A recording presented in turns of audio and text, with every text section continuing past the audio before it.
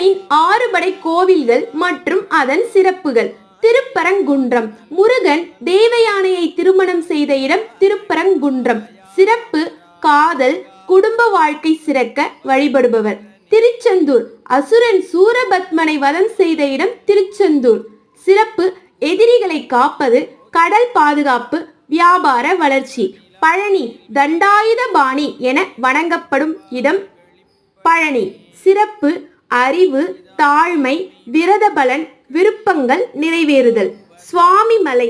முருகன் சிவபெருமானுக்கே ஓம் எனும் பிரம்மஞானம் போதித்த இடம். சிறப்பு: கல்வி, அறிவு, ஆன்மீக முன்னேற்றம். திருத்தணி. அசுரர்களை வென்று சாந்தியடைந்த இடம்.